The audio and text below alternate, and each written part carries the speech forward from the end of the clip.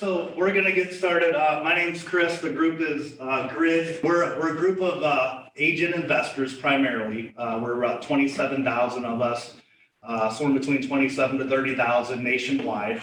We have 25 different communities across the United States. There's a few communities outside of the United States. I'm not familiar with which country those are in. And the objective here is just to collaborate and work together. We're not selling anything. There's not going to be a pitch at the end. We're in a Keller Williams office. We're not going to ask you to join Keller Williams or anything like that. We're not affiliated with any brokerage. We're brokerage agnostic. So if we want to start by going around and introducing each other, tell us who you are, kind of what you're looking for, and then I want to add something this month. What's a recent win that you might have had? Sorry, me? Yeah. Jason McGowan, just relatively new real estate investor. This is my second time attending the group. My wife and I are really just looking to learn and get educated this year. We did buy a few small multifamilies last year. We have a couple single families. Made some mistakes, learned from them, just trying to really right the ship a little bit and then just do things right, learn from people, network, grow our network. Recent win, I mean, we're just really diving into learning. I mean, we've signed up for conferences and groups and just gone to a lot of networking events. So just want to continue the momentum with that. Okay. What's one challenge that you're currently having? Knowing what kind of the next kind of figuring out a roadmap, a good solid roadmap kind of to, you know, good steps to really kind of start finding deals and to just, you know, building a team isn't like, you know, this kind of thing. That's why that's interesting to me as well. Just trying to get that, a lot of things, trying to figure out the order of operations on like what to kind of learn and figure out next. Okay. So that reminds me of like kind of when you go on the real estate journey, at least the way that I look at it, it's like you're flying a plane from New York to Los Angeles. So you have to know your end goal is ultimately, right? And along that way, you're going to be making several different adjustments along the way. However, your destination isn't going to change. So once you have clarity around that destination, then the pathway to get there, it might not be how you planned it in your head. I think it is in real estate, but you know, at least having a clear and concise goal in mind. So like my personal goal is to have 20,000 passive income a month. That's my personal goal, and I'm going to do that through Class A properties, that small apartment complexes. So I have a clear vision on what I want and how I'm going to get there. That way, I know if I'm on track or not. So I would say that's step number one. Step number two is surrounding yourself with the people like in this room, and that way it's going to elevate you as well. So, and education is great, but education without implementation is just entertainment. So you really have to take action at some point, which you guys have had in the past, and maybe you've had some challenges. However, you had a lot of successes too. So finding out what worked and then just duplicating that and replicating that and getting better, better at that. That's great. Thanks. Yeah. I read that in the book.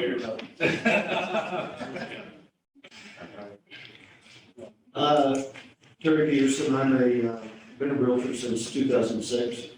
Mortgage business for years prior to that. Mostly retail business. I've done a few wholesale deals. Really looking to break into some flips and rentals, that sort of thing. Beginning to kind of track or pay attention to mid-size multifamily, 5 to 16 unit type. Just to beginning to get a feel for that market and try and track it and see what's going on and that sort of thing. Recent win. I'm focused on a particular group for development of business and had a recent breakthrough with a referral source. Nice. So that was good. Yeah. What caused that breakthrough? Hounding. Phone calls, mailers, emails, that sort of thing. Matt Cresco, I'm not an agent, although I do plan to be. I'm actually an investor. Honestly, coming out to these because I'm just trying to get around like-minded people, trying to find other people that are investing and learn as much as I can. I'm mostly walking properties and networking during the day. I think these are good opportunities for me to just add that at night, not during prime selling hours. What book are you reading right now? What's that? What book are you reading? The book I'm reading right now is called Captivate, How to Win with People. Okay. So it's literally like if you're looking to expand on like networking and how to engage people in conversations with open-ended questions and read body language and stuff like that, and how to motivate people and better your interpersonal relationships. It's a really good book. So I've been listening into it on audiobook. I got a lot, but there's a lot of I'm gonna actually physically read it and take notes because there's a lot to take away. Like you said, you can learn all you want, but if you're not implementing it, it's not really doing anything. Yeah. Thanks. I know you've been reading a lot of books. Yeah. And then one win. When I say reading, I listen and I count them. Yes, consuming. Right? Yeah. And then one win, actually, when I was here last, I think I had just gotten, like my first couple of deals, right? And an investor full-time for 7 months, shiny object syndrome, market conditions, whatever excuse you want to throw out, but had a couple under my belt, and then a couple weeks ago, I actually got 3 within 3 days, Friday, Saturday, and Sunday, which was a big. That's awesome. Yeah. And it's because of what you were doing, 6 months prior, 3 months prior. Yes. Now you're seeing results from that. 100%. And it's so easy just to give up. It's a slow burn for sure. Yeah. And I the older I get, the more I realize everything I'm doing today is going to affect me 90 days from now. I'm Tellee Warren. I'm a realtor with KW. I've done some wholesaling. Currently have one. How many wholesale deals do you think you've done? Over 100? Yeah, Yeah, 200? So some, not just some, me personally. some's like it's kind of an understatement. Yeah. Yeah. I currently have one short-term rental and looking to add a bunch more. So big win, just getting that St. Louis chapter grid up and going. Yeah. So it's exciting. Hi, I'm Cole. I'm a real estate agent with Keller Williams. I'm on Chris and Telly's team. I am learning everything that I can learn about investing in real estate. Obviously, it takes time and it takes a lot of learning, so that's exactly what these meetings are for. My big win, I'd say, is getting to come to these meetings. I'm Sam Zets. I'm a real estate investor. I also own a property management company, so I'm looking to grow my own portfolio, grow the company. Meet a lot of people. I've been with a lot of different events here, so it's always good to meet people in business. What's your area that you cover? Like, who's your ideal landlord that you're looking for? Hazelwood, Florissant, St. Charles area, Okay. those areas out there, but pretty much we're getting into the South City, stuff like that, so we're pretty new to the South City area, so a lot of things out there, meeting a lot of people out there. Feel like that's a good market coming up. Yeah, one of the largest mistakes I've made as a real estate investor was just buying anything, anywhere. Yeah, And then when I wanted to turn it over to property management, they would say, well, we don't do you don't that. do this area. So then I had 4 different property managers, and some of them were good, some of them weren't, and so that's why I asked. But why did you guys set it up that way? Like, did you originally just take on every property management project? We never took on everybody. Yeah. We avoided certain areas. Okay. We're getting a lot of out-of-state investors now. Yeah. They think, I don't know who's telling them this, but they think like Castle Point, Glasgow Village, they're B neighborhoods. I'm like, no, they're not. We're getting a lot of that these days. So just educating, that's a big part of the property management business, is we educate these out-of-state investors so they know where to buy. Yeah. What about recent win? Recently, I got a property under contract today. Cool, nice. We were walking with a little swagger when you came in here.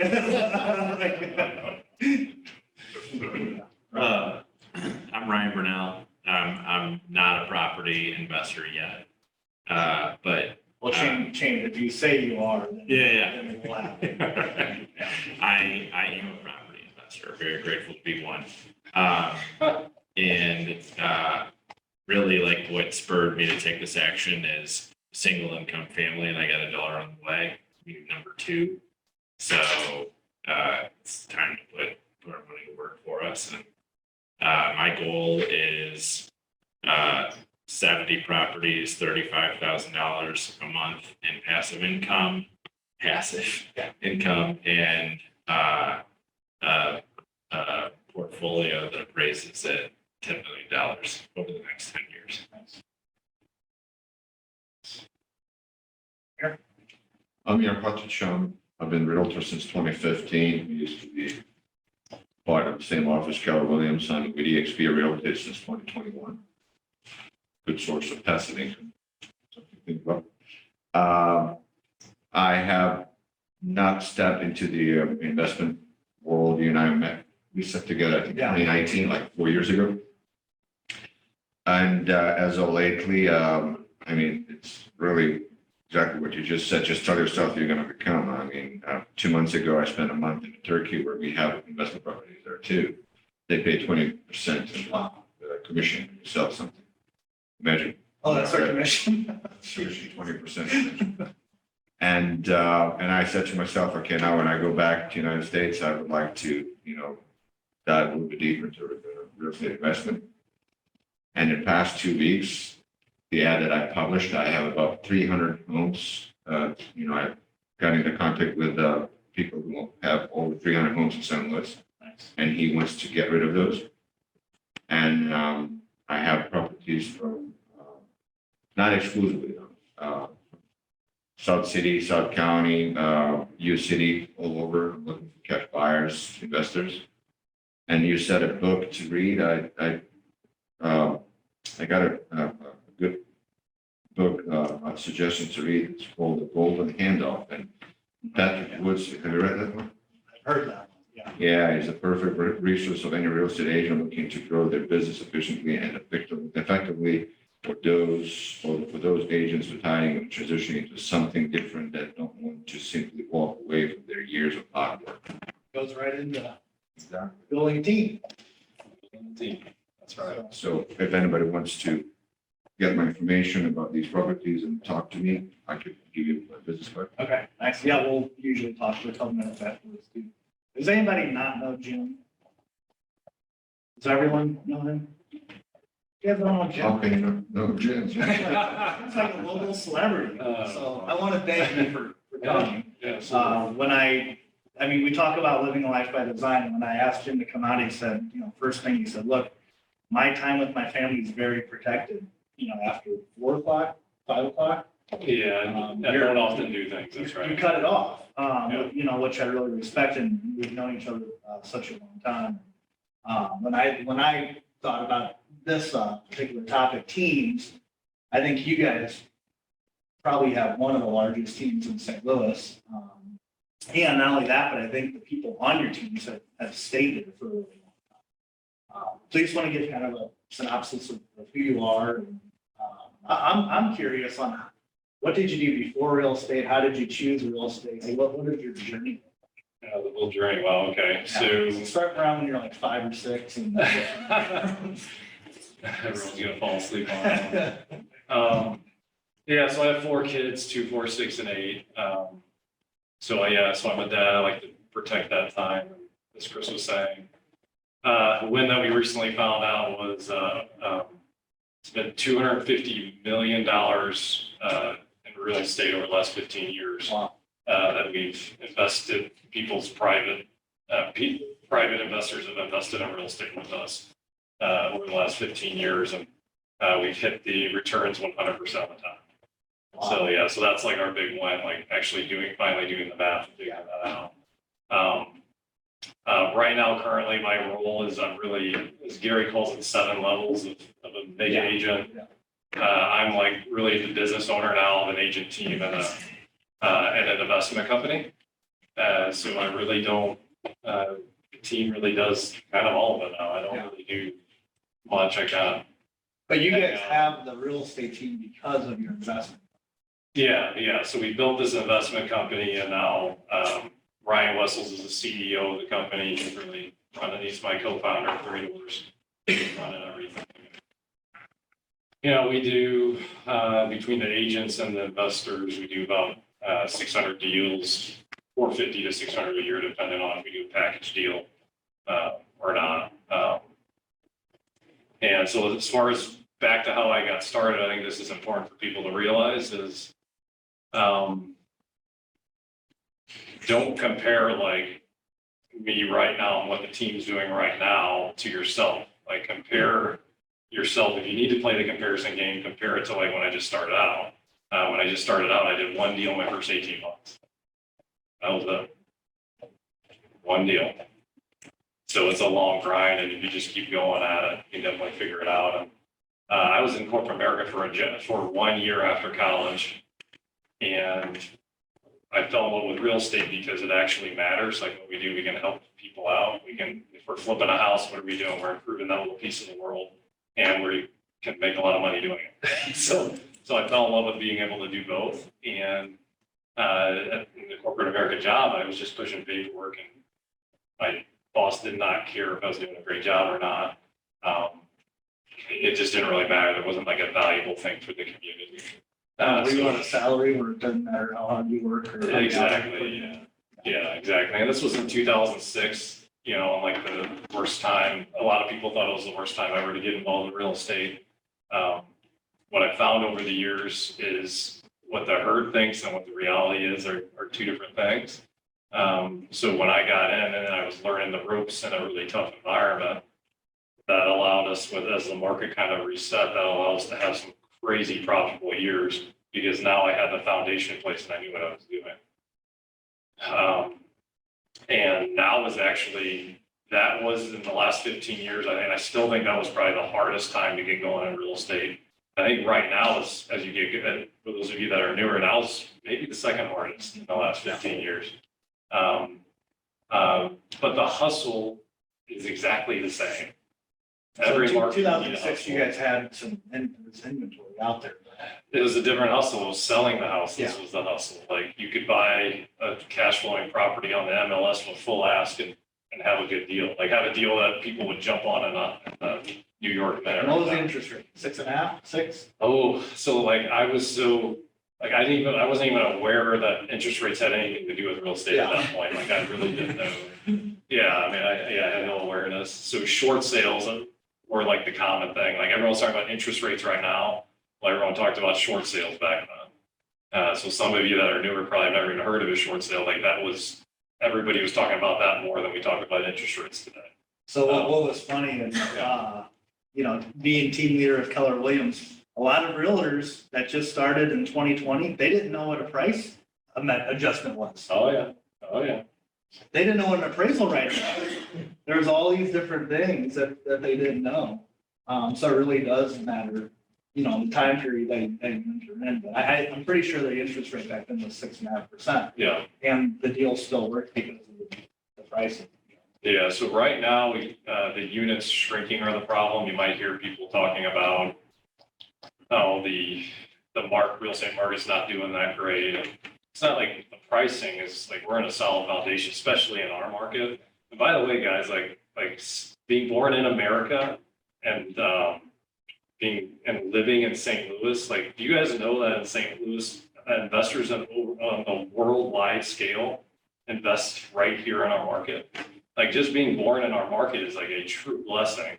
I mean, people from China, people from all over, just like because the numbers like that you can get on landlord deals are incredible compared to some other markets. Yeah. I have ADD. You'll hear these like little rambles sometimes on side bits of mouth. But anyway, what was that? What were we just talking about? Yeah, I mean, so that's how you, Yeah. you Okay. kind of transition that way. And so it's you and Ryan. Yeah. How long was it just you two guys? It was us for about an extra year than it should have been. Like the first 3 years was just the 2 of us. And then when I got, And were you licensed? I've been licensed the whole time. That's right. So I got my license because I wanted control over the comparables. I just wanted to like learn it and understand it and not rely on a realtor to run it. Back in the day when I was starting out, There wasn't, like, Zillow wasn't the way it is now, like it was, realtors really had a lot of control over the data. It was hard to comp out houses back in 2016. I can't do it now without the. Well, I'm that's, I mean, you can do it though, the data, Yeah, is it's there there. to do it now, yeah. But yeah, no, I mean, we just started out, we were just a couple of kids. I talked him into, he's been doing it an extra year than me, and I just decided, you know what? He knows, to me, he knew so much, even though he'd only done like 5 or 10 deals. So I was like, well, I'm just gonna make him a lot of money and force him to partner with me, high school. We played baseball together, and then we started coaching at St. Louis University High School. We coached together for about 6 or 7 years after we graduated college. So, but yeah, then that was the philosophy. Like, it was, what value can I bring to the table? It wasn't give me, it was, hey, what value can, I decided he had a good skill set for what I struggled with. I'm just gonna, the deal I brought to him, I was like, look, you do your own thing, that's fine. I'm just gonna do my deals with you, and I'm gonna make you a ton of money, and at some point, you're gonna want to partner. Yeah. And then, at some point, you make somebody enough money, and you just keep providing value. Now, what I didn't know at the time was I thought he knew more than he did. We ended up growing up together through the business. But yeah, he's been a real asset. And I think the thing we got lucky with, the friendship was there, but when you're looking into relationships, too often, like we like people that are just like us. And and from friendships, that's important to have that commonality. From a business partnership or a business relationship, they really need to be good at different stuff than you're good at. And if you guys are like a clone or the same person and have the exact same goals, like 1 + 1 doesn't equal 3. Like in a true partnership, there should be a synergy of your skill sets. So like that's a mistake I see a lot of people making. Another mistake for those of you that are thinking about growing a team is when you have the income coming in and you feel comfortable with that. It took us an extra year to make our first hire than what we should have. And I couldn't get over, I was thinking about this like, oh my gosh, a $40,000 salary. I don't know if I can really afford that. Like when you get into this is a really important thing. It's a 90-day commitment of a $40,000 salary. Okay, are you guys following me when I say that? So like it took me an extra year to make this hire because I kept thinking I couldn't afford 40K. Well, I could afford, well, what's the math? My simple math is terrible now because we have the calculator. What's 40,000 divided by 12? It's like $3,300. So $3,300. Yeah. And if you do, a 30, 60, 90 is just set up, hey, you have to hit these metrics over the first 90 days or you're out, or you can go kick rocks, basically. So the risk is $10,000. It's not $40,000. And you're gonna know in 90 days if you're gonna get a return on that investment or not. Okay, so that was something that really slowed us down when we finally understood that. Building the team and getting the leverage of other people's time, like that is how you can scale and grow. Now we have GPT now, maybe you can get away with that, I don't know, we'll see what happens with the AI, right? But Well, and you said something important. It's finding out what your strengths are and hiring out your weaknesses, what you're not good at. that's right. You don't want to be all of them. It's just as important to know what you're bad at as it is what you're good at too. So when you found this person, did you go on Craigslist? How did you find this person? That Was still a thing back in, where are we talking, 2010? Yeah, I was in a BNI group, and it was the mom of a gal in our BNI group was the first hire, and she did not work out. It was like a terrible hire. We made a mistake, and we ran her out in the first 3 weeks, and 25-year-old Jim, I didn't know what I didn't know. It was completely on me. It was my fault. We should have been able to sniff out that it wasn't going to be a good fit. So then we messed up. I do think predictive, there's a tool that we use called Predictive Index that we really like. And what predictive index allows you to do is do a job model.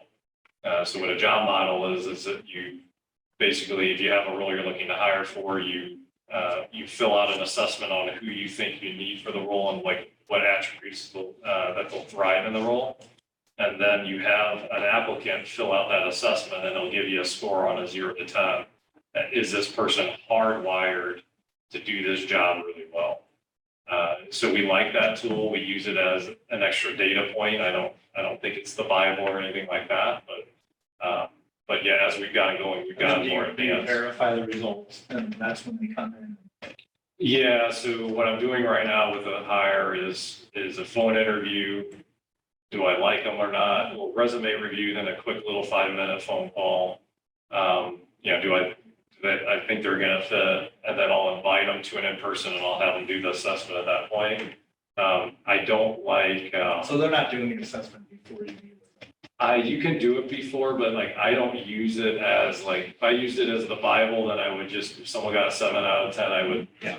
But what's nice about it is even if they're like a lower score on it, you can, and hey, maybe there's a deficiency here, you can talk to them about it, like, hey, you're not as assertive as I imagined this role being, like, is there a time in your past where you've had to, you really had to make a decision and move forward, and you're able to kind of see if they've been able to kind of coach themselves through that or whatnot. Because a talented person is a talented person. And then in the interview, the first thing what I'm doing and what I'm trying to be intentional on is everyone has noise and they have fluff. Hey, tell me about a time that you succeeded at a project. And then what they say is it's gonna sound good. It doesn't sound, it should sound good. But like, it's a little bit of a noise. Like, I'm not actually as much like caring like what they say. What I'm trying to do is understand at the core, who are they as a person? Like, what do they value as an individual? You guys have a really good culture too. So are you making sure they're a cultural fit, or how are you assessing if you think they're going to be a cultural fit in your team? So the cultural thing, And this goes along with Yeah. your staff, and this is going along with your contractors as well, I'm assuming. You saw yeah, this? yeah. So what's interesting is the cultural part of it. When we were smaller, we had a very dynamic culture, and then we've gone through evolutions where the culture's been strong, and then it's kind of been not as strong. And then, like, the bigger the organization gets, the more intentional you have to be with the culture. Because when there's just like 4 or 5 of you, the culture is going to be very close to like who the individual leader is, who the owner of it is. And then, so you don't have to be as intentional with it. But when you get to 40, 50 people, I don't talk to everyone every day anymore, right? I don't know everything that's going on. So we've just actually gone through some issues where the culture that ended up happening was like, everyone was like, I have fun, I like working there, but like fun's not really, it's not really a culture, even though a lot of people want to say it is. So we've had to really get very refocused and very intentional again on what we value as a company. And that's really the best advice I can give anyone too, like for doing deals, is like when you get clear on what your values are as an individual, that is your competitive advantage. Think about core. What does core and what does value mean? Like the core of a piece of fruit is what it's the seed, right? Like then without the seed, there is no life, right? And the seed grows like the fruit. So like everything in business comes down to value. And how you differentiate is, well, at the source of it, it's your core. And when you decide, hey, what do I value above anything else? That's what your core values are supposed to be as a company, and what they're supposed to be for you as a person. So I mentioned what the win was, $250 million, and we've invested successfully over 15 years. one of my core values is trust. And I do my very best. I'm not perfect. If I say something, I do my best to do it. And I really want to like maintain that. So us being able to succeed at the $250 million goal, there was a year in 2011 where I put all the money I had in 3 flips that were sitting on the market and we were going to lose our, what on them. So I know what it's like to be completely poor, be negative because I was living on credit card debts. You know what happened though? One of my core values being trust, it would have been easy to just say, hey, you put your money with me. It's gone. Screw this real estate thing. This is hard now. I don't know what to do, how to get through it, and I'm out. Those people trusted me with their money and I was gonna make damn well sure they got it back. I worked 80 hours a week that year. That wasn't even in my vocabulary that people that trusted me with their money weren't gonna get paid. I paid them back before when it came to that year. Well, I ate cheap stuff. I did eat, but you know what I mean? Like I didn't even pay my credit cards off first. I paid back the investors first. But think about that competitive advantage I now have over most people, right? I can look anybody in the eye and say, hey, like we're raising money right now for a couple passive instruments that we have. It's from high net worth individuals that don't really want to do the daily grind like we all like to do. They want to just invest in. You guys are completely passive income. accredited investors. Yeah, but like now think about this competitive advantage. I can look in the eye, tell them the same story I just told you and say, hey, when my back was to the wall, I paid my investors first and there's an integrity and there's a power there that I can do and I can look people in the eye and they know I mean it, they know I'm telling the truth, right? Well, that But it's trickles because I down do to what I am as a person. company as well. Yeah, and so then what culture is all about is focusing on the core values and then getting that to trickle down. So when we started kind of struggling, we went through things. We recently have had some people that aren't with us anymore is because we decided to draw a line in the sand on who we are and what values we have. And there were some behaviors that didn't fit that. So, like that's, like the core value is the most important part. Yeah. So trust is our first one, and the bedrock and community collaboration, continuous improvement. Oh my gosh, now I'm on the spot. It's hard when you're up. It's a lot harder when you're up here. I'll give Continuous you improvement. an easy question. So when you guys were, because you guys used to do a lot. more Innovation. Innovation. What is that? There is It's not an I wish there was. So when you guys are still doing flips now, you guys used to do a ton of flips yourself. Yep.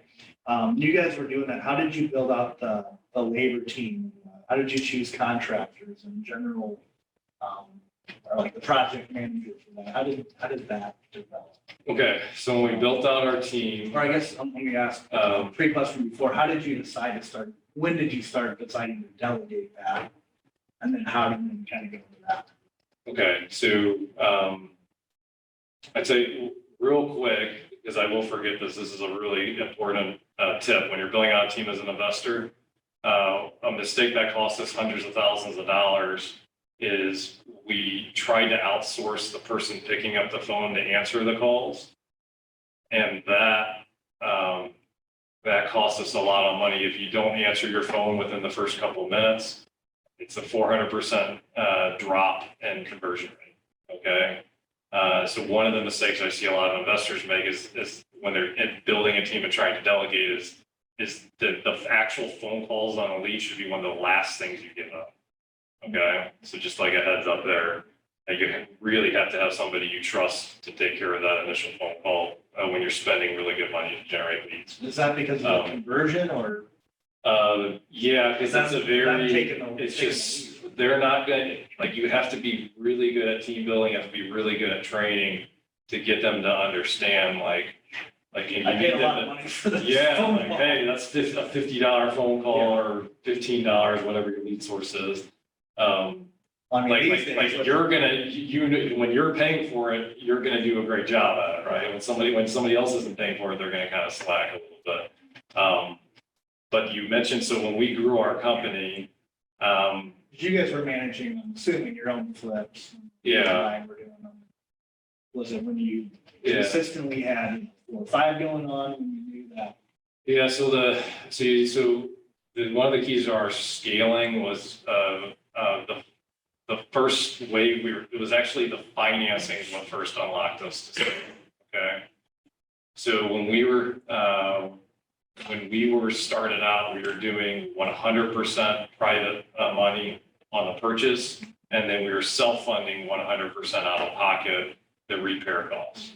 Okay, and then at that point, we built it up to a point where we could do 2 or 3, and then you kind of get stuck. So there really wasn't a need for like a team or a project manager or anything like that. So then we had the idea, we're like, well, these people are lending us money, they're getting a return. Why don't we just ask them 100% for everything? And then when we did that, the amount of deals we had weren't restricted, the amount of deals we could afford, the amount of deals were restricted, the amount of money we could raise, and the deals that we could find. So that was the first domino that had to fall to like help us unlock and scale. So that was back in 2012. So we've been doing a high scale for the last decade. And then as we grew, it gets to a point where you got enough deals going that you just don't have enough time. So we brought on a project manager. In our heyday, we had 3 full-time project managers running projects. I think we had, don't quote me on this, Ryan would probably know. I think we had about 100 flips going in our. Yeah, I remember a time when you Like at the same you time. guys had a Yeah. certain amount of project managers, and they each had 8 to 10 flips that they were managing. Yeah. So that was like maybe 2017. When we did that. Oh gosh, I feel like I'm getting so old now.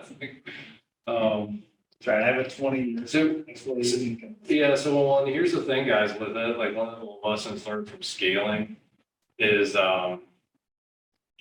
we scaled, and we had 1 year that we did 550 deals, but we scaled in a way where our expenses actually went higher than the extra deals we did. So there's a term called like scaling growth, and when we did it that year, we did it the wrong way. And then the following year, we cut our deal flow by like 100. We only did 350 deals the following year. We made more money. So like if you set it up and you want to scale and grow, you really want to make sure that you're doing it fiscally responsibly, and you're not just growing for growth's sake. You're not just. I think we make a mistake like, oh, I'm just going to reinvest all my money into the company and just like keep growing it.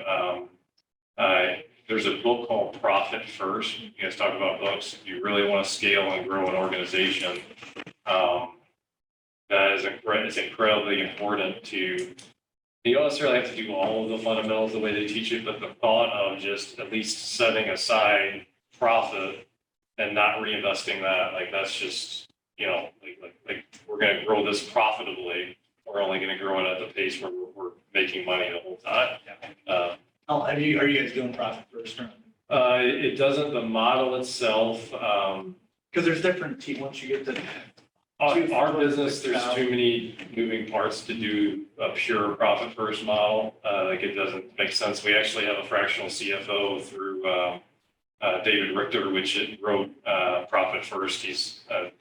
I know David. David's a really good guy. So he wrote Profit First for real estate investors. So we have a fractional CFO through him that's been doing some good stuff for us. But yeah, we don't. Because that takes care of your taxes and your Yeah. cushion for expenses. Yeah, Is we anyone don't. using profit first? No, I highly recommend it. We started using it at a decent level. We could be doing better with it, but it will change your cash flow. I mean, it will completely change your cash flow and the way your business operates. You'll feel, for me, maybe the same for you, is feel more comfortable hiring someone because you have, for us, it's 90 days. We have 90 days of expenses, set aside, like the winter months as a realtor. Yeah, it's not gonna, like, a lot of times it feels like you're trying to run and make business decisions with the lights turned off in a room. And like, when you get the finances dialed in, it's like turning the lights on and being like, oh, okay, yeah, we can do that, or no, we can't do that.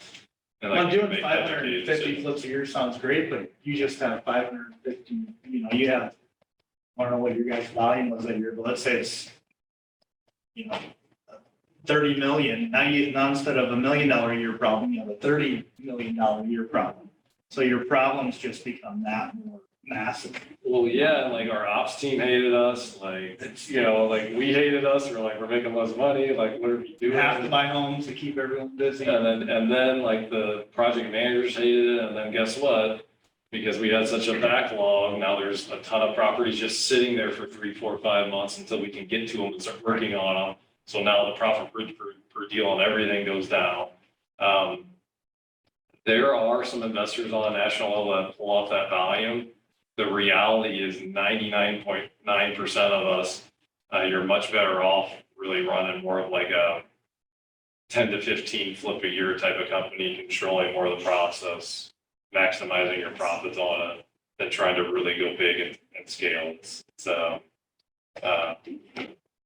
like you really have to know business, understand finance to get to a high scale and do it in a profitable way. It is not, there's a reason why you don't see a national rehabber company out there. It's not easy.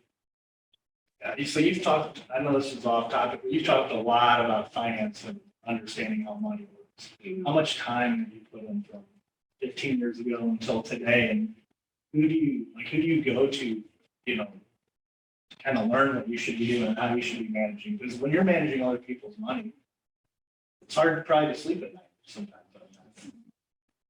Yeah, so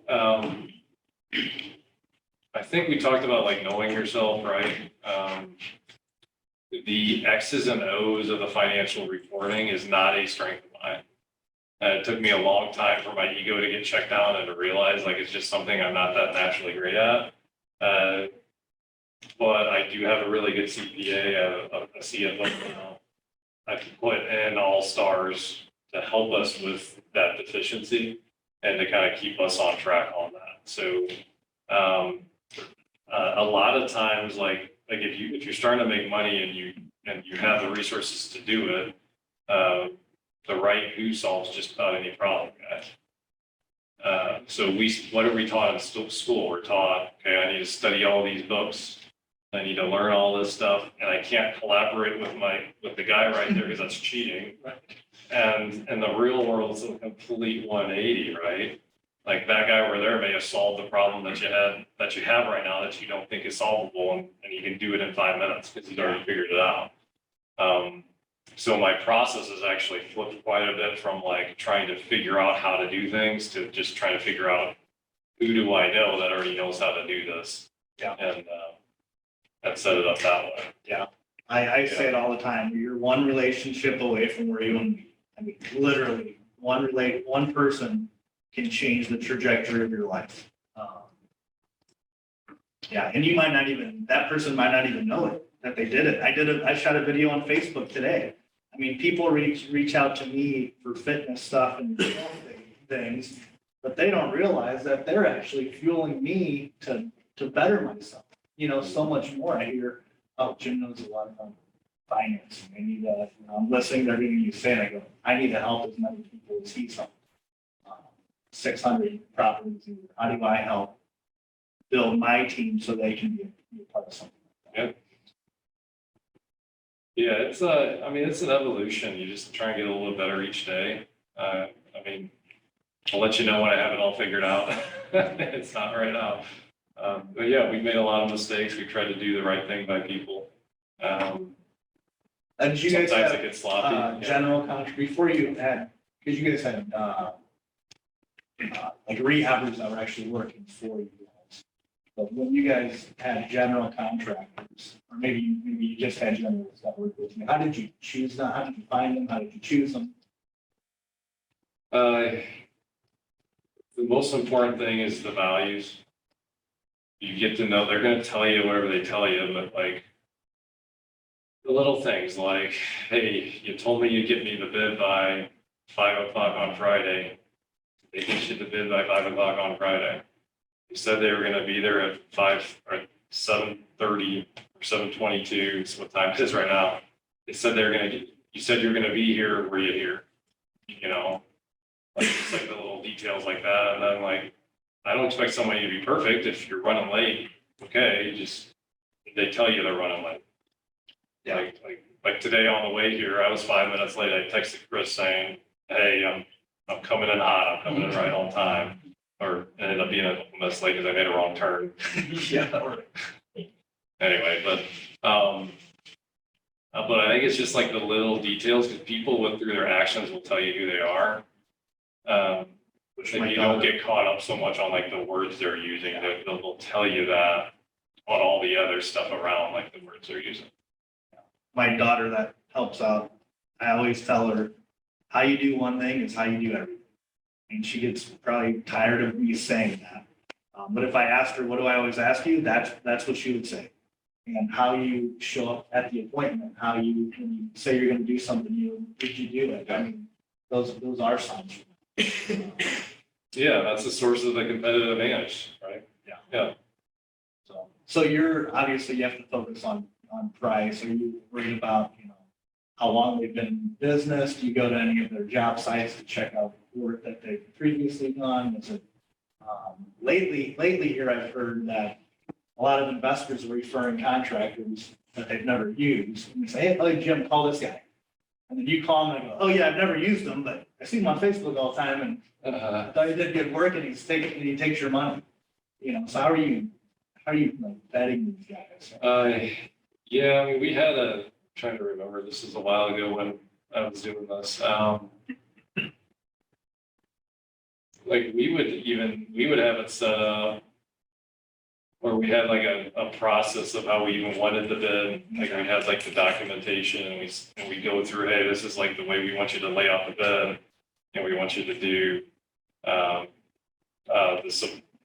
material cost and like break that out and like the labor. And we go through expectations. We'd actually bring them in.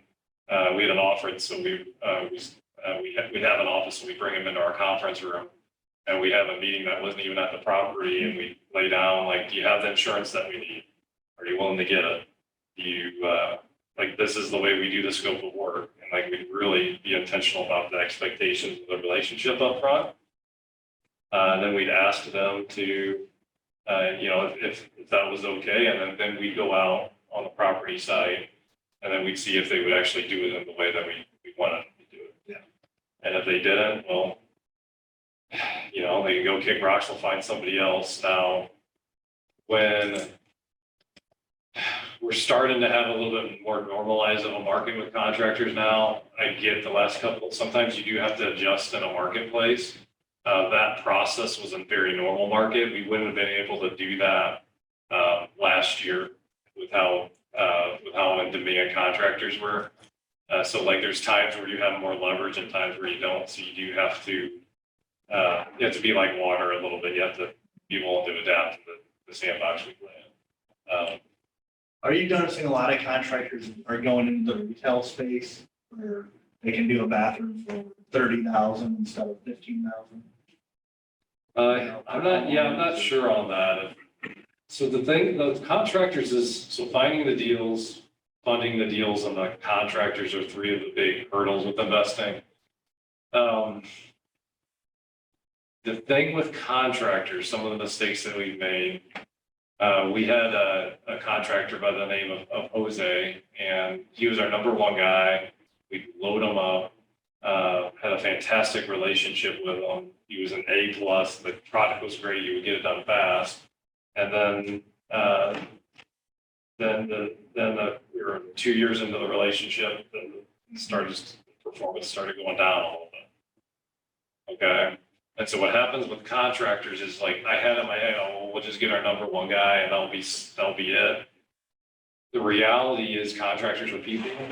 And if a kid gets sick, if a divorce happens, if you name it, their performance especially with these contractors, and the ones that we use as investors that are a little bit more on the affordable side, the performance is typically goes down. So it's having a bullpen of contractors is always a good idea. To make sure that, to make sure that you have other options. And, like, so then one of the mistakes we made with our first contractor is then projects that would have taken them 3 months, and the first year we worked with took us like 18 months. Like, at some point, like, you do have to rip the cord, and, we should just move them off the property, so. Yeah, we noticed something similar where they would we use the same materials on every project. We would just send them an address, they would walk box to it, and they would start working on it. We wouldn't even go over it. But then we noticed the same thing. It was like a 2-month rehab became 4 months. Price, and then we wouldn't even go to prices, it's how much we trust them, but then we get, price would start increasing, and the quality of work would go down. So what I'm hearing you say is kind of maintain that standard of communication. Don't put it on autopilot. Yeah, one of the things we're getting very intentional on is, we have a COO now that's Six Sigma certified, and since he's came in, we're really developing closed loop systems. Like, there's a process for this stuff, and you really want to like you should have a way that you manage contractors. Like, you should have a process that you go, this is the standard, and we don't cheat on the standard. Like, we go through and we do this every time. Because the second you start cutting corners with it, like, That's everything. usually our fault, is we get lazy. Yeah. Worked with us for a few years. We got the relationship, the trust is there, and it's just, you're setting yourself up for a ticking time bomb, right? But hey, I've done it, no, Probably doing no judgment, no judgment there, but yeah, so that's an important part of it too. All right, so we talked about a lot, so like, what questions do you guys have? Like, what, are we talking about stuff that's valuable for you, or is there other stuff you guys want to learn? Yeah, I guess I'm wondering, like, so if you could go back and talk to yourself when you were getting into your first deal, what is the team that you would try to set up around that first deal? And then did you flip it or did you turn it into a rental? I started off flipping. Okay. There's so much more money in buy and holds. It's not even close, guys, over the long term. Mhm. The reality though is you need income too, and buy and holds aren't necessarily like great income, short term, long term, they start to add up when you get enough of the portfolio, right? So like you said, you're a realtor. I don't know where your realtor business is at. Just Okay. thinking about it. Oh, okay, sorry. Lots of people saying things. Okay. So like you do, as far as building the rentals, like you do want an income outside of building the rentals established. Flipping is a great way to do that. But every time you flip a house, it's a lot of work to go find another one. And like some of the ways we do our deals, like a deal over 30 years is going to be worth $1 million. So like making a 30K on a flip doesn't really excite me that much if I can make $1 million over 30 years on it. And it took the same amount of work to do the deal, right? Mm-hmm. It took us a long time. I made a huge mistake in 2011, or by the 2010. I saw the writing on the wall, like this is such an amazing opportunity to buy rentals. And Ryan and I were talking about it. I was like, you know what? I don't think we can afford it. I don't want to be a property manager. Like, I don't want to deal with that. It's not about the money. Find someone with money that can see the opportunity and wants to invest in you. So could have figured that out, no problem. We had the people that would have done it. I'd have another 10, 15 million on my net worth today if we had just done rentals back then instead of doing the flips. Well, the famous saying is that flips make you rich, rentals make you wealthy. Right? So, if you were back in 2010, when you could go to Florissant and buy a house for 75 grand, a 3-2, No. 650. Like 40 or 50, yeah. And now they're Yeah. selling, a lot of them are even 200. Yeah. Yeah, And rents are I mean, I have 1,600, like- 18, I mean, like, yeah, Right? some of the It's like, $78,000 back then they were North $750. County houses, Yeah.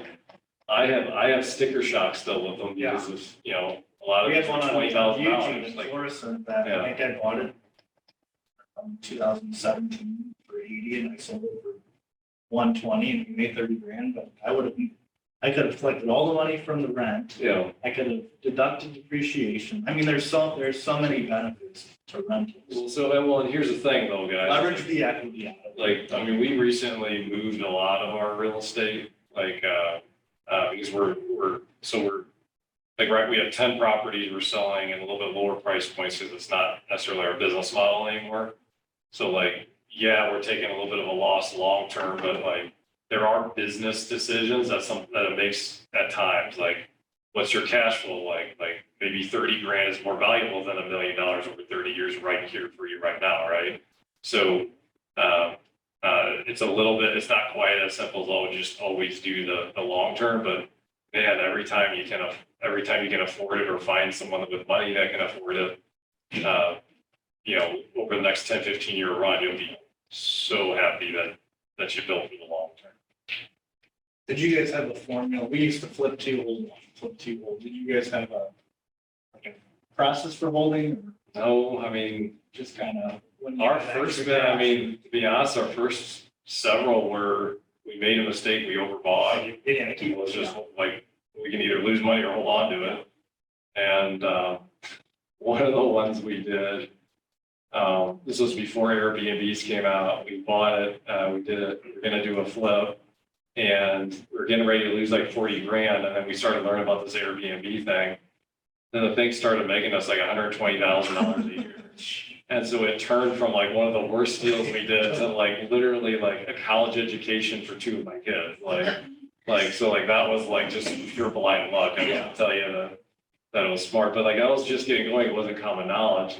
Ryan was like, hey, what's this Airbnb thing? I'm like, I don't know. Like, when you're holding them, You should try it have out. an option, too. Yeah. I mean, there's a couple that we're selling right now, and it wasn't because I predicted the market, it's just because of the market. So what would your answer be if the market, because I get this all the time, I'm interested in yours, what if the market crashes? Which I don't think it's going to in several years, let's say in 5 years from now, it does. Then what do you do? So it crashes to what the prices are worth right now, probably. Yeah. Yeah, because it's looking like it's gonna appreciate the next several years. Can you say why it's going to, why will the market not?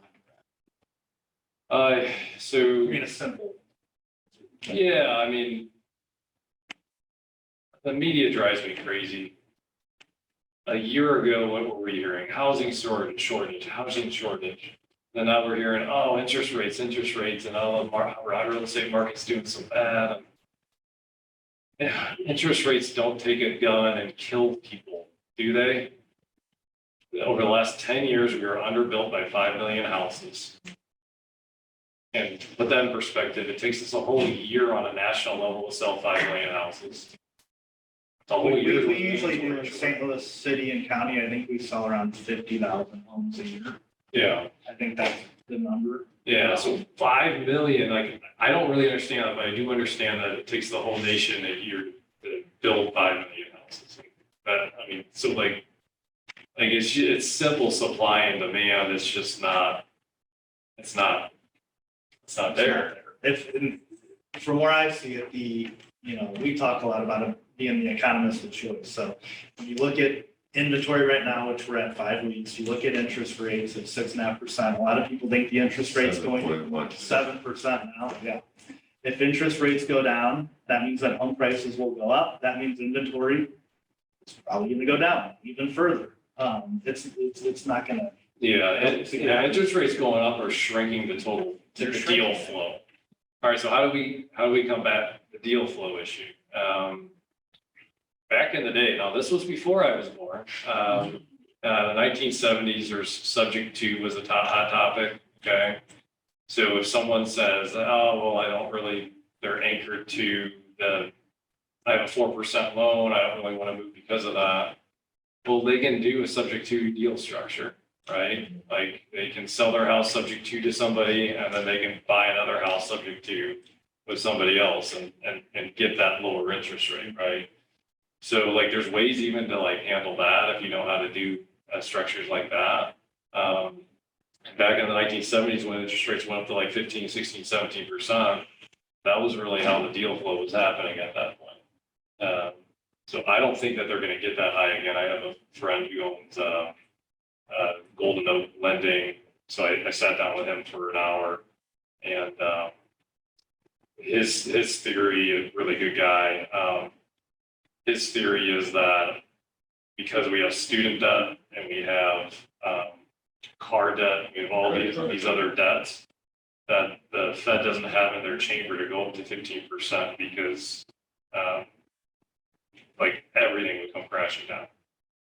We just have too much debt. So like in a weird way, the debt's protecting us from interest rates getting too high. And starting in 2021, consumer credit is going way up. I mean, consumer debt is going way up. People are saving less money. I just spoke to a gentleman at a bank the other day, and they said that their repossession on cars has increased 40% from last year. I mean, think of what a car payment is. Yeah. $6,000. Accord, $1,500 leaves $470. for Honda Accord. Yeah, I mean, it's crazy. 3 years ago, a Acura TLX was $350. Yeah. So, I mean, you know, you see those things and, yeah. So, But do you really think that, I mean, we've been realtors since 2015, right? Is that about right? yeah, 14, yeah. Yeah, 14, 15, and ever since, I mean, since that date, every meeting, when's the market crash? When the market is going to crash? I mean, it looks like we really preparing ourselves for the self-annihilation, you know, we want to die.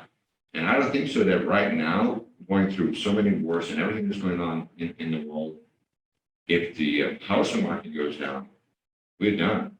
So housing market is the only thing that keeps the country going. Yeah. So not only that, but like different markets aren't anything to really be afraid of. Like you have to shift your hustle. Like right now, the hustle's finding deals. 2008, it was selling the deals. So you have to get really good at selling properties. So like if you're resourceful and you just show up every day, like there's money to be had in every market. Like it's not anything to be upset of or afraid of. So like when all these interest rates started going up, a lot of people got unsettled. I got really excited. Like, oh, I'm going to buy me up as much as real estate as I possibly can right now because I know everyone else is afraid. I'm going to do everything I can to buy everything I can. So then like so that's a really good thing too. And we're born in like, I mean, being born in America is like an incredible blessing. Having like, having everything tied to the US dollar. Like, I mean, we all hit the jackpot. I had an opportunity to talk to a self-made billionaire, and he went through all of these reasons why the US dollar is so powerful. But well, a lot of other countries, you can't finance homes. Right? I don't know if you can in Turkey or not. And a lot of countries you can't. They won't give you a loan. There's no such thing as a credit score. You have to have cash. I mean, what in Israel, what do they say like a 2-bedroom condo is like $500,000 or something that you have to buy with cash or something? I mean, yeah, I mean, and one of the biggest risks to real estate is like a population collapse. And in America, we do have, I mean, like we need immigrants. Like immigrants is a fantastic thing that we have, like over like a China per se, right? Over like a Japan. Look what's happening with Europe. Europe is dying. Yeah, so like, people aren't having like, kids. so we're talking about real estate and just simple supply and demand. If there's more people if there's more houses than people, you know, like it's something, then the population is declining, that is a real risk to real estate over the next 30, 40 years. But if you have enough immigrants coming in, even a population decline can get offset. So, it'll be interesting to see that. Yeah, we have But the- anyway, but that's an advantage we have within America, right? We're a really desirable country to move to. Yeah. So talking about investing, no matter what side of investing you're on, like step number one is always finding deals, right? You have to find deals that make sense. So you actually sat down in your office, Yeah. with a whiteboard, you were talking about this, you're like, there's 3 ways to find deals.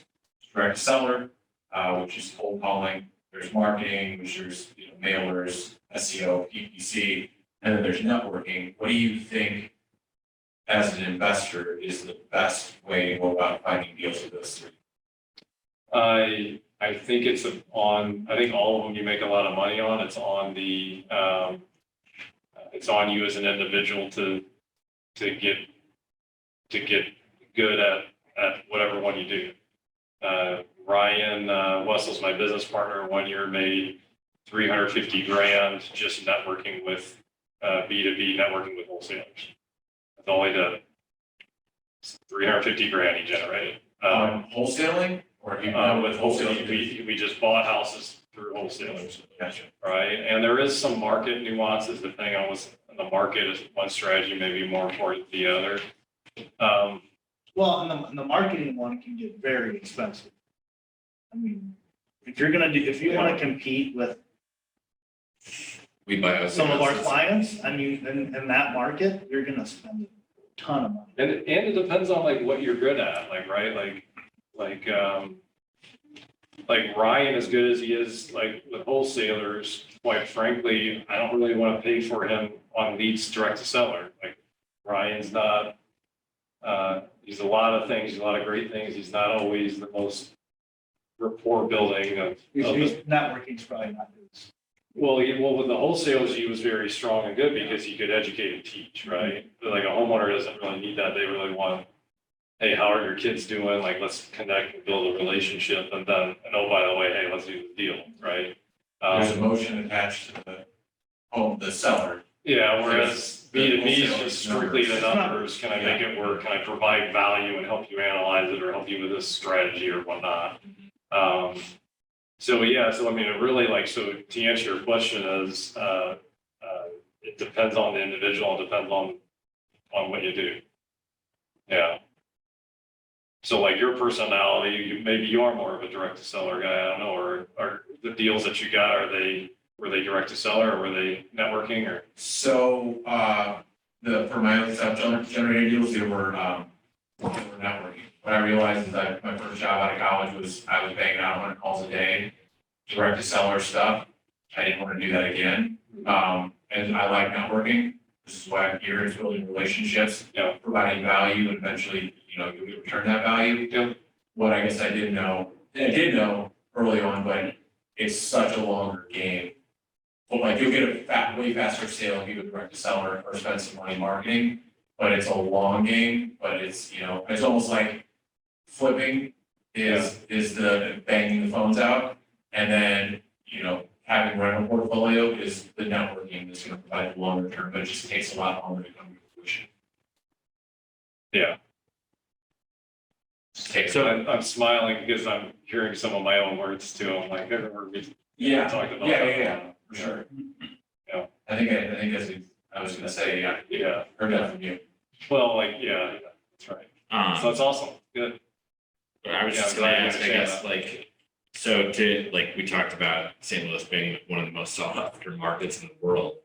So if somebody's just getting started, like, you're pretty much looking at off-market deals exclusively, like driving around. looking for Yeah, I properties mean, They're probably, there are always going to be deals on the MLS, but I remember like when I got started in 2016, I'd just say, oh, ready for another one. And literally go on there and buy one. I mean, the sandbox shifts, it changes, then if you can find a little honey hole for the current market, then you just do it as much as you can, and then it might shift on you a little bit. I mean, we bought a house one time that was listed for $450. We bought it for $280.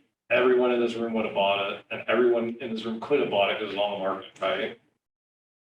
We just happened to be in the right place at the right time, and their motivation level, right when their motivation level snapped or switched. So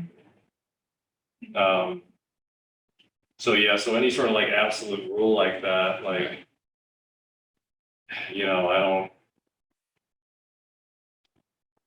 I mean, there's certainly like last year, when there's 50 offers going on some of these listings, yeah, there wasn't near the amount of deals that there normally is on.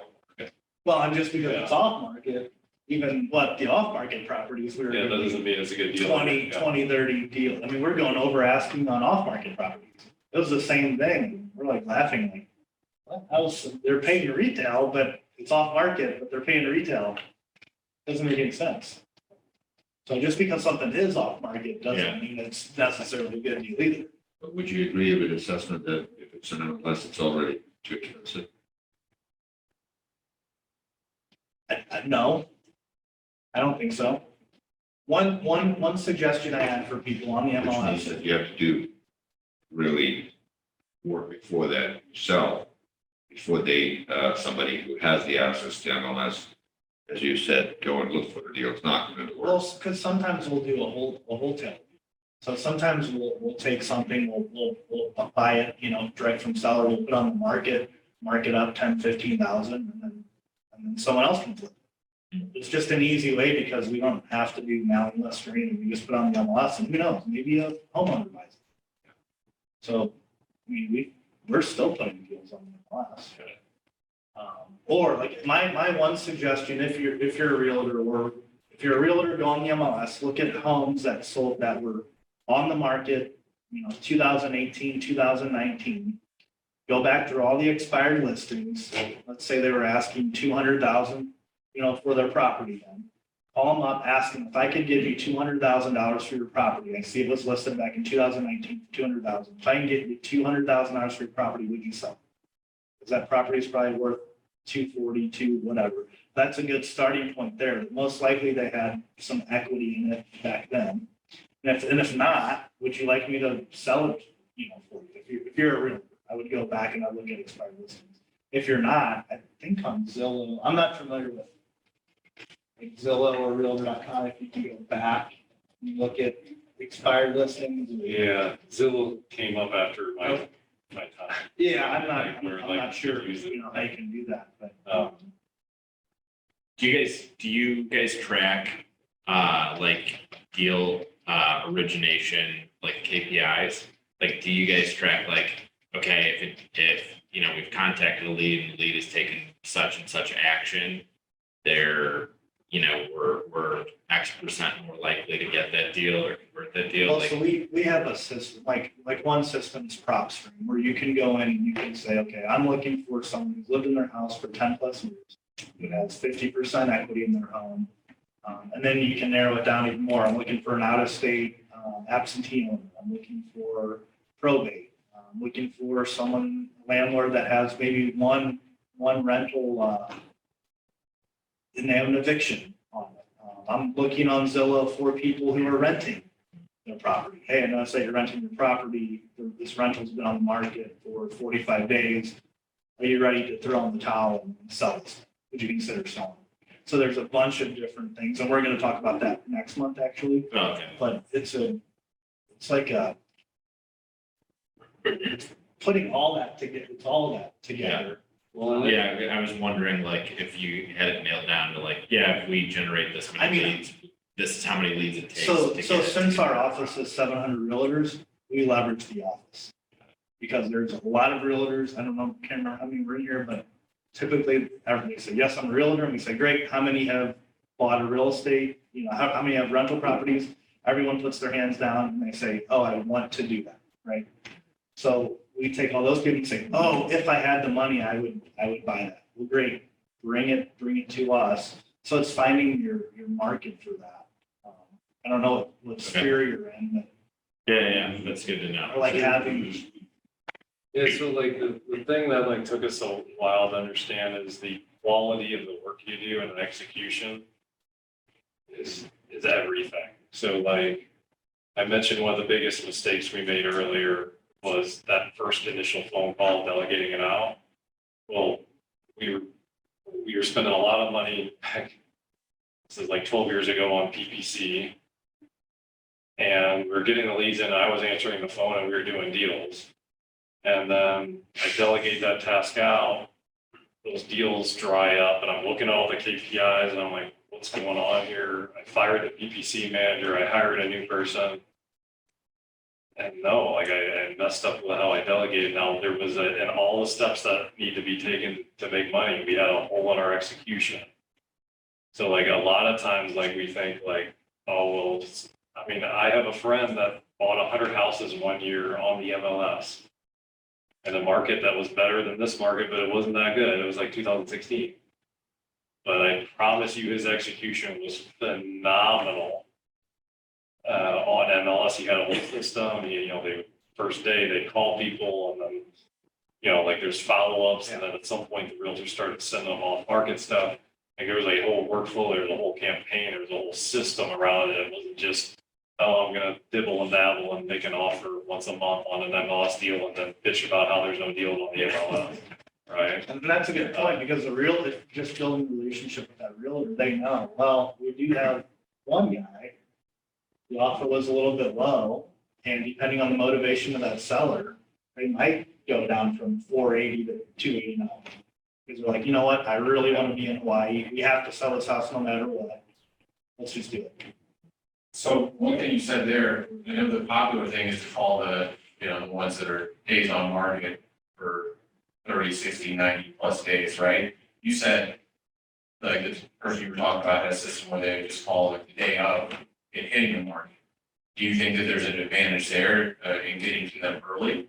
Or do you think waiting until maybe they're a little bit more, was it desperate, but a little bit more inclined to take a lower offer? So it depends on like what your goal is. If your goal is to do a deal, you're not making that phone call on the first day to do a deal. If your goal is to build a relationship that could give you a deal a year for the rest of your life. So like, so what he would do in his system is, I don't know if they call new agents on the first day. I'm not sure, but at some point they had a list of, let's say, 50 agents, right? It's probably more than that since they bought the 100 houses, but then they would set up like an actual custom MLS search, like under the agent ID. And then when a new listing came up, that like, and let's say Chris was one of the guys in there, he gets a new listing up. Chris, what's up, dude? Congrats on the new listing. That's awesome. Excited that you're going to make a little bit of money. Would it be any value add to write you an offer on this one? No, it wouldn't. Next listing comes up. Chris, what's up, man? Congrats. You got another one. You were fucking kicking ass. Or my friends, you were kicking butt this year. At some point, I'm not going to have to call Chris. He's going to call me. I got a new listing coming up. Right? Like, I know Jim's going to call me every dang time I get a new listing up. And it works on new agents. And yeah, it worked on me when I first started. I said, oh, I'm going to work with investors. And then I was like, oh, investors don't work with a realtor. They work with 100 realtors. I like that a lot. I think that's just coming from my perspective. I call on like the 90, like 60, 90 days on the market. And then I'm giving them a pitch that they've heard over and over again a billion times. And I thought about new realtors, but just like you guys know, like how much of your world is done by a small percentage of the actual agents, right? So it just seems like a lot of upfront time, but if you're going off that, here's the new people, here's an MLS updates, they're getting listings. So that's a really good nugget. And last year in January, 10% of agents nationwide sold a home. Last January, 10% of all realtors sold a home. Let that sink in. So what's wild is there's the general public thinks all realtors make all this money. The average is 15 grand. That's Like the average. Is it really that high? I feel like some years it's been like 17. Now, the thing that's misleading is your top 5, top 10% of agents make, honestly, a lot of them make more money than the most investors make. And investors have this thing like, oh, I make more money. The top agents make killer money, make fantastic money. Oh, so normally with the flips, what you're paying on taxes is, Yeah. So it's a lot. So the general public sees, oh, well, I got this one agent that just made $1 million this year being an agent. Well, Yeah, but they don't see the 15 other ones that are starving, you know, like right around the corner. So the whole system's not all that great, but, How do you find yeah. wholesalers? How do you find wholesalers? Yeah, there's different off-market lists, different like Facebook groups. What do you I think don't of know those? stuff. Like, I Because don't there's do a whole lot. some, there's a lot of, you know, like, I like when someone posts something and they say, hey, I have a 4-family, who's interested? And then someone says, I am. But you don't know anything about it. You don't know where it's at. You don't know the price. You don't know, like, what do you mean you're interested? So I mentioned like competitive advantage, you know, like if I say I'm gonna do it and having like integrity within that. One of the things that happens with wholesalers is a lot of the time they know, this deal's not that great, but maybe I can make $5,000 on it or whatever. Every once in a while, they get a deal where it's like, I need 100%, I have to close this deal. I'm gonna call Jim because I really trust him more than anybody else to close this deal. I know I don't even need a contract, though I know his word's gonna be as good as a contract. So like, then that becomes a competitive advantage, right? Like, oh, well, I have this level of trust on one deal, like I have to get closed or I'm not eating. Like a lot of these wholesalers aren't doing all that well. It's just when they're getting going, some of them do really well. Then they'll call somebody that's like a little bit like established or like they just have that relationship with to close the deal, they have to get closed. Yeah, that's funny. We sold, Yeah. I think I said this last week, we sold some of the Faster House. And it was a fair deal for both of us. It wasn't what we could have got, but we're like, we know they're gonna close.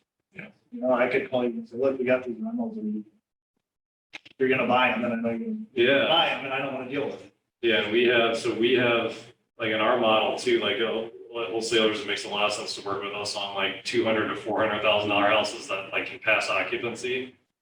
We can pay more than, I think just about any investor in St. Louis, probably any investor.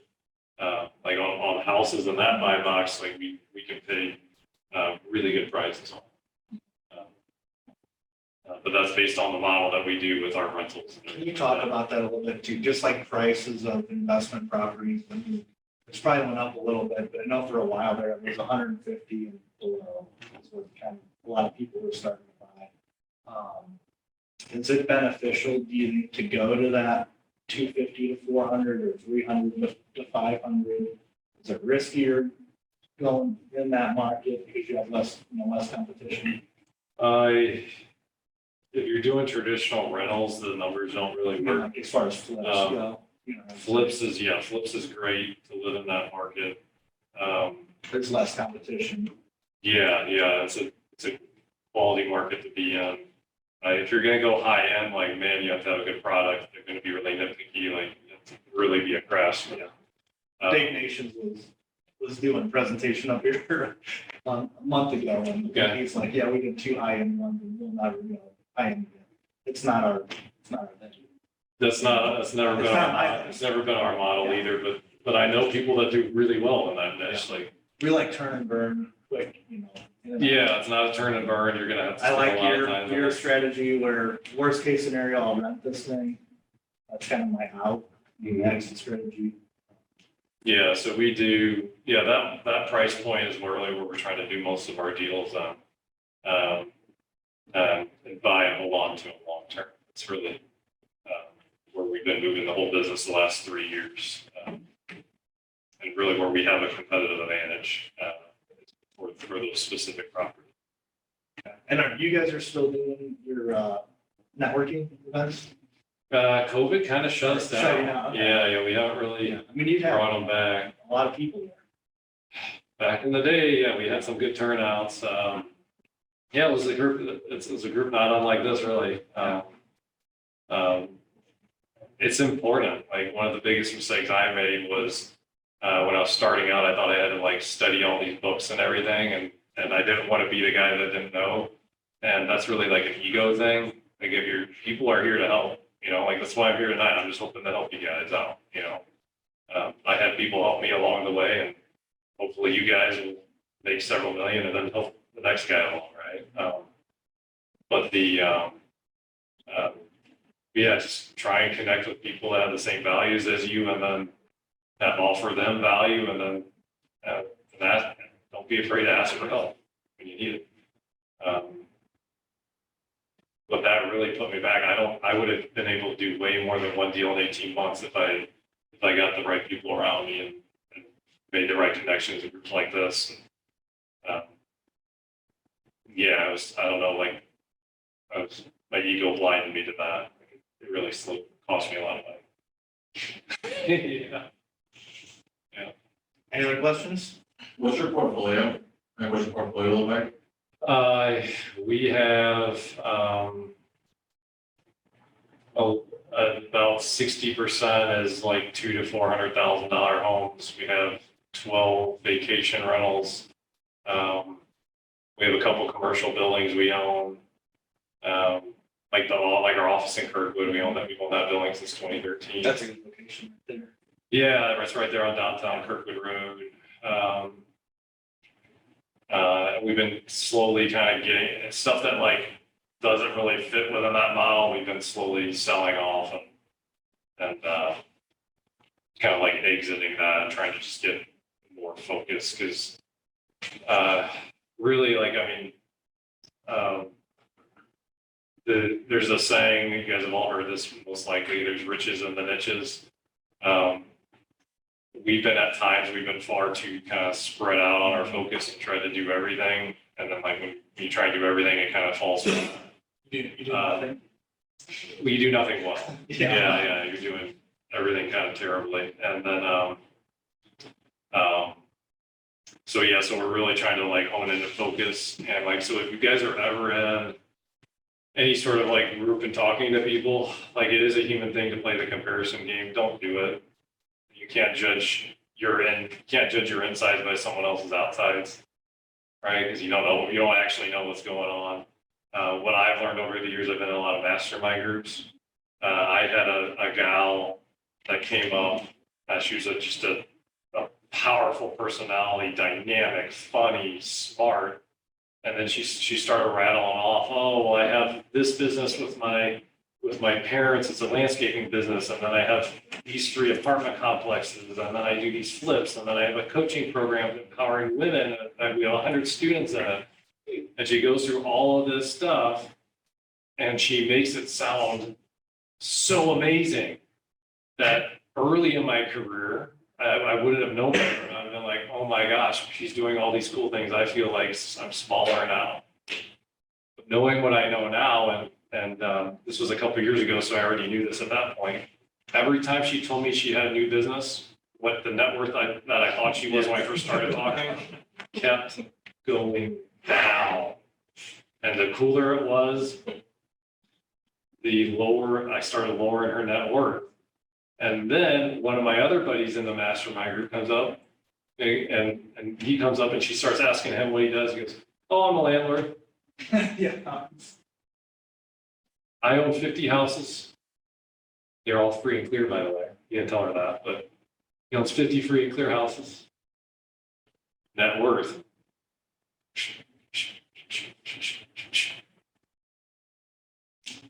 So don't be misled on what you hear people and all the cool stuff going on. You don't know their insides. But I promise you, they tell you they got a lot of stuff going on. Everybody's got the dirty laundry. They don't tell you. It's like someone goes and wins $1,000 at the gambling. He didn't tell you about the 10 grand you lost the month before, right? You only heard about the $1,000 that you won. Right.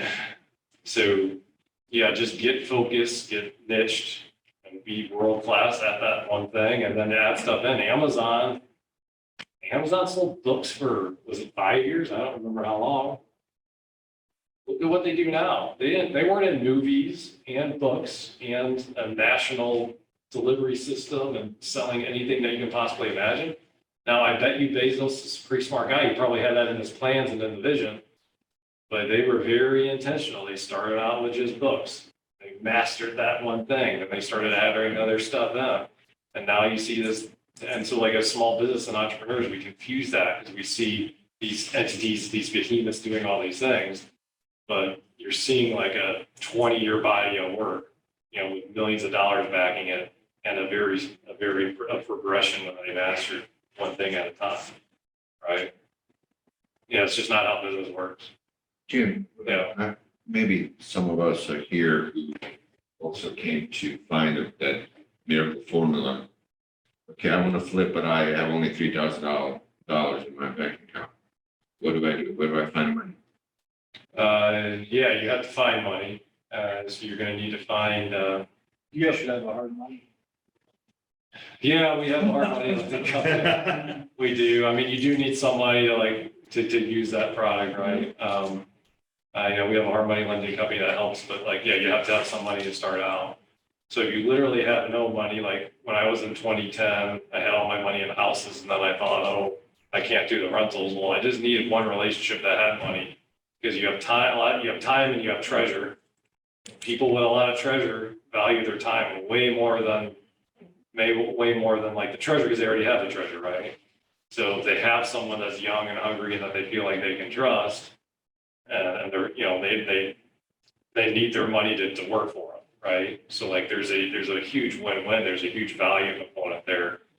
So it would be about finding the right partner. It would be, so I mentioned the who solves a lot of the problems, not the how you do it. And then how do you find people? Well, you need to just hang out where people with money hang out, right? You go Where are they? You go home at 4 o'clock. Uh, You go home at 4 o'clock. No, Hey, that's good for you. You're a full-time realtor though. Like, you know, where do guys like me hang out when we're, if I could piggyback off that, I never can remember which book this is from, but if you look at a pyramid, I show this to the team a lot, but if you look at a triangle, you have time, money, and knowledge. You only need two of those things, right? So I have knowledge and I have some money, but I don't have time to do things, so I have to leverage that piece out. You might have the time and the knowledge, but you don't have the money, so you have to leverage that piece out. So you only need two of those pieces, and then you find the other, or I might have money and time, but I don't know how to do it. So I say, hey, I have some money, I can go work on the rehabs, but I don't know how to find it. Like, Yeah. I'm gonna leverage that part out to somebody else, so. yeah, and when I was starting out and I had time and that's all I had to offer, then it was like, then I found a partner that had knowledge.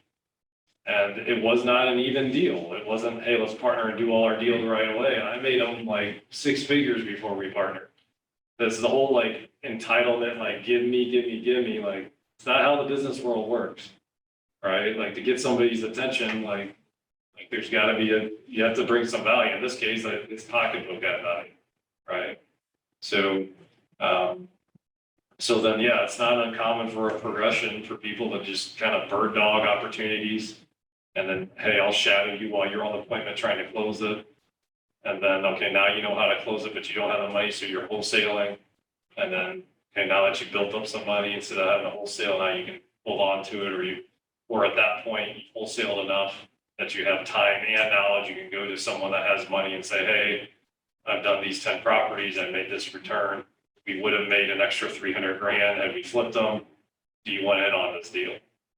You know, like you can make a much more compelling argument than that is a more of an investable thing than if you're just on square one and say, hey, I have time, I don't know what I'm doing, but will you give me $1 million and do these flips?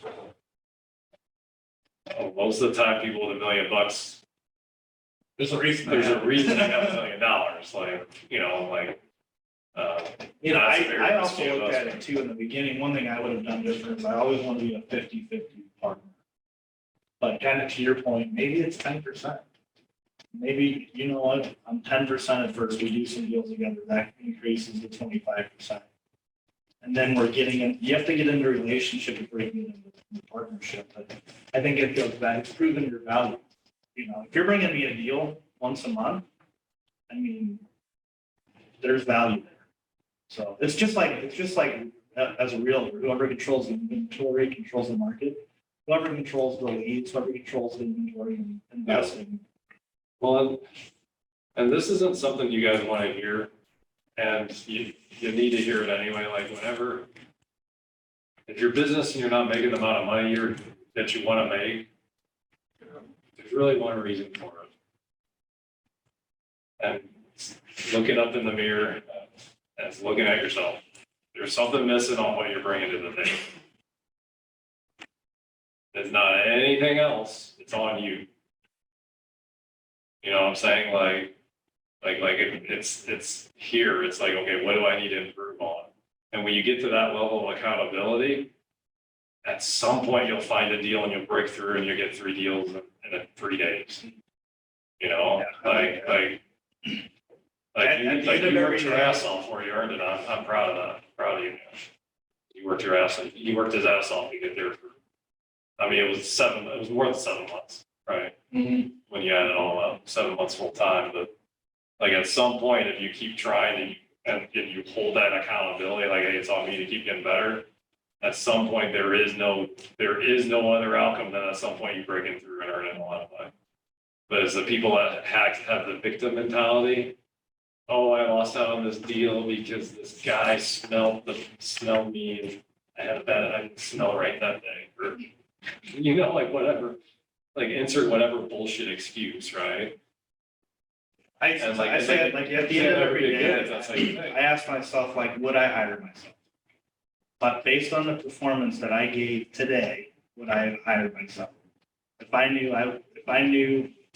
what I was doing and I could see that an employee was doing that today, would I be pleased with them or dissatisfied with them? And you have to ask yourself every day that. And you can lose, you just can't lose 2 days in a row. You can have a bad day, you can have an off day, but you can't do it twice in a row. I think it's really easy to lie to yourself at times. It If is. you're in that habit, you know, and it's like, I'm in no way, shape, or form a success yet in this, but the gym one, like I had a real serious, like, look in the mirror where like I had to ask myself what my North Star was, like, what is my, you know, okay, I say I'm fully invested in this, but like, what am I doing on the weekends? It's like, all right, I'm going out partying, so, you know what I mean? It's like, that was my North Star for a while, so I completely gave all that up to be like, okay, my number one is that. And, not, you know, whatever year, but like, it's tough to have those conversations with yourself and really like understand like what excuses are you making, or what are you telling yourself, or lies. Well, and here's the thing, like, so I had the opportunity, I'm in a group, this gentleman's the CEO of a publicly traded $300 million company. And he's just a guy just like all of us. And he has had trash around not being able to hold people accountable all that long. Right? Like, and then like we start digging and it's like, dude, you're like an 8 out of 10 at this, but you think you're a 1 out of 10. Like, come on, man. So like we all have this head trash and it doesn't matter what level you get to at business. You're running a $300 million company, or you're just starting out like 24-year-old Jim, know nothing about business, know nothing about real estate. You know, just fresh out of college. And it's like the inside, it's how you think. It's like what's holding you back. It's typically a way you're looking at it or how you're thinking about it. That, you know, like, and then you have a breakthrough, then you get to another level of achievement, then you have a ceiling that you need to break through mentally. And then it all kind of progresses there from there.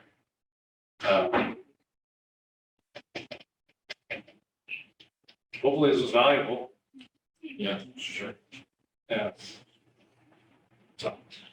Next month, it's first Wednesday of the month, we'll have it here again. It's gonna be over, sourcing deals, so how to find investment. It should be a good one. Thanks.